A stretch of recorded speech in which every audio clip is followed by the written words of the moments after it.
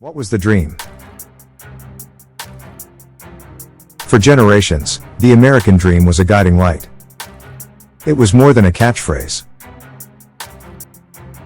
It was a deeply embedded belief that anyone, regardless of background, race, or birthplace, could succeed in the United States through hard work and determination. It meant owning a home, raising a family, earning a decent wage, and retiring with dignity. Immigrants flocked to America seeking it. Parents worked long hours to hand it down to their children. Students studied with visions of a better tomorrow. But in 2025, the American dream doesn't feel like a dream anymore. It feels like a fairy tale told by someone who no longer lives in the world the rest of us do. Housing is unaffordable. Wages are stagnant. College costs more than a house. Healthcare can ruin you overnight. So what happened? Let's take a hard look, not just at numbers, but at the lives behind those numbers. Because the death of the American dream isn't just a policy failure, it's a human tragedy. Chapter 1, The Cost of Living, The Price of Surviving. Meet Sharon. She's 36, works full-time as a nurse in Chicago, and lives paycheck to paycheck. She makes $72,000 a year, a decent salary by national standards. Yet she rents a one-bedroom apartment with 2 roommates, skips meals to save money, and is thousands of dollars in debt from nursing school. Her story isn't rare. It's the norm. Wages have barely moved in decades. According to the Economic Policy Institute, worker productivity has grown 61.8% since 1979, but hourly pay has only increased 17.5%. Meanwhile, the cost of living has exploded. Rent, up over 150% since 2000 in major cities. Healthcare, premiums and deductibles doubled. College, tuition has tripled since 1980. Childcare, more expensive than in-state college tuition in 28 states. Today's middle class is struggling just to stay afloat. The working class? They're drowning. Inflation only deepens the wound.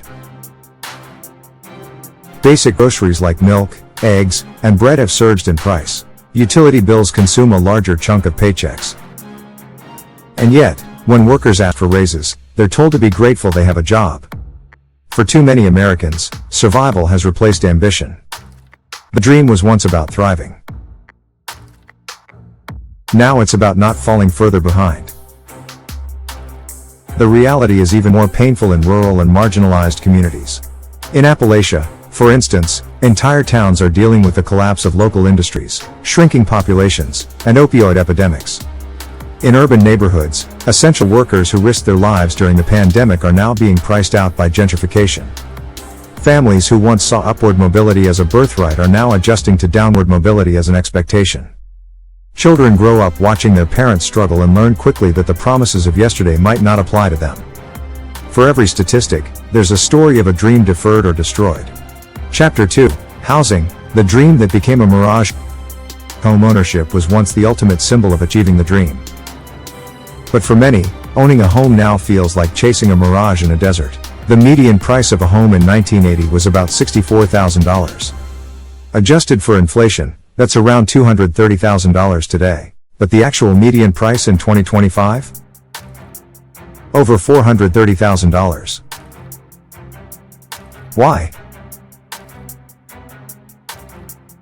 Because wages haven't kept up. Millennials and Gen Z are entering the housing market later, if at all. Many rent indefinitely, locked out of ownership by student debt, high down payments, and skyrocketing interest rates. Take Elijah, a 29-year-old software engineer in Denver. He earns $90,000 a year, works remote, and has no kids. And still, he was outbid 12 times on homes, often by cash buyers or investment firms flipping properties for profit. The dream used to be, work hard, buy a house, build wealth. Now it's, work hard, rent forever, and compete with Wall Street to live. cities across the country are becoming unlivable for the people who work in them. Teachers, paramedics, and firefighters can't afford to live in the communities they serve. And the problem isn't limited to coastal cities anymore. Midwestern towns and southern suburbs are seeing double-digit price increases. In places like Boise, Idaho, and Chattanooga, Tennessee, once affordable havens, prices have skyrocketed. The remote work revolution has allowed wealthier buyers to relocate and outbid locals. The result? Native residents are pushed to the outskirts or forced to leave altogether. Housing isn't just a market. It's a human need. And when people can't afford a stable place to live, every other part of their life, from mental health to job performance, begins to unravel. And for many, what once promised upward mobility is now the very thing holding them back, starting with the education that was meant to unlock the future. Chapter 3, Education, From Investment to Indebtedness. In the 1950s and 60s, college was seen as a path to prosperity. Tuition was low, and states heavily subsidized public universities. You could work a summer job and graduate debt-free. Now, the average student loan debt is $39,000. Total student debt has surpassed $1.7 trillion. Why did we do this? Because we were told education was a key. That a degree was a ticket to a better life. But increasingly, it's a ticket to debt servitude. Consider Olivia, a 25-year-old teacher in Texas. She owes $72,000 in student loans. Her salary is $44,000. She can't save for a house, a wedding, or even an emergency fund. She teaches high schoolers to dream big, but quietly fears that her dreams were a scam. The value of education hasn't disappeared. But the price tag has become a form of economic shackling. And for many, it's the first step toward disillusionment with the American promise. Meanwhile, student debt has long-term ripple effects. It delays marriage. It depresses home ownership. It limits career choices. It even affects mental health, with borrowers reporting anxiety, depression, and hopelessness. We told young people to invest in themselves. Then we made the cost unbearable. That's not a dream, it's a trap. And when even education no longer guarantees stability, people turn to whatever work they can find, often in the so-called gig economy. Chapter 4, The Gig Economy, Freedom or Falsehood? Remember when we were told the gig economy was empowering? Be your own boss, the ad said. Work when you want. But the truth is darker. Uber drivers, DoorDash deliverers, freelancers, they're all classified as independent contractors, meaning they get no health insurance, no paid time off, and no job security. Meet Marlon, a former mechanic who turned to gig work after losing his job during the pandemic. He now drives 12 hours a day for rideshare apps. His car is breaking down, and he's one traffic ticket away from losing his income entirely. Freedom?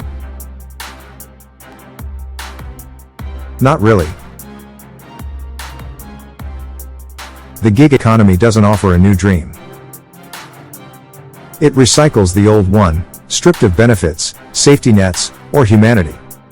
Workers are at the mercy of app algorithms. Their hours can be cut without notice. Their pay can drop without explanation. They can be deactivated without appeal. For many, gig work was supposed to be a side hustle. It's become a primary job. And it doesn't pay enough to live. Worse still, many gig workers are excluded from basic labor protections. They have no access to unemployment insurance, no recourse for workplace harassment, and little ability to unionize. And as more traditional jobs are replaced with gig work, we risk normalizing a low-wage, no security economy that exploits desperation. Instead of lifting people up, we've created a precarious class of laborers always one bad day away from ruin. And the consequences of this instability are most devastating when the worst happens, when someone gets sick. Chapter 5, Healthcare, a luxury in the land of plenty, the richest nation on earth. Getting sick is a financial gamble. Break a bone, and you might break the bank. Get cancer, and you might lose your home. Healthcare in America isn't a right, it's a product. And for millions, it's a luxury they can't afford. Take Jenna, a 42-year-old mother of 2 in Arizona. She works part-time at a grocery store, makes $19 an hour, and has no employer-sponsored insurance. After a sudden emergency room visit, she was hit with a $6,700 bill she can't pay. Jenna's story is far from unique. Studies show that medical bills contribute to 2/3 of personal bankruptcies, even among those with insurance. Skyrocketing premiums, deductibles, and prescription costs put care out of reach for too many. The cost of insulin, a life-saving drug, can top $300 a vial, while manufacturing costs are just a few dollars. Many avoid doctors, skip medication, or delay treatment simply because they fear financial ruin. Healthcare access also deepens racial and geographic inequalities. Black and brown Americans are disproportionately uninsured and face higher mortality rates from preventable diseases. Rural hospital closures leave entire communities without emergency care.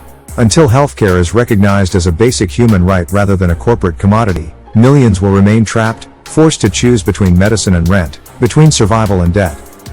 No hard work or determination can overcome a system that punishes illness with poverty. The American dream cannot survive when healthcare is a luxury instead of a guarantee. Chapter 6, The Decline of Unions, Losing Our Voice at Work. At one point in American history, unions were a cornerstone of the dream. They fought for higher wages, safe workplaces, health benefits, and job security. Unionized jobs helped build the middle class. They turned factory workers into homeowners and breadwinners into retirees with pensions. Today, union membership is at historic lows. In the 1950s, over 30% of American workers were in unions. Now? Barely 10%.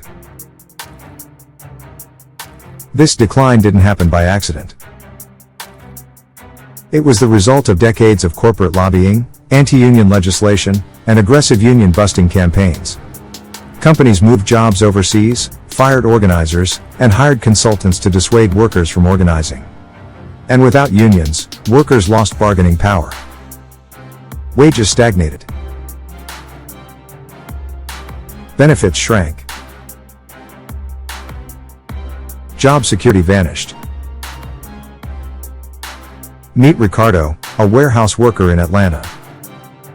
He's tried to organize his colleagues twice, only to see his hours cut and his managers retaliate.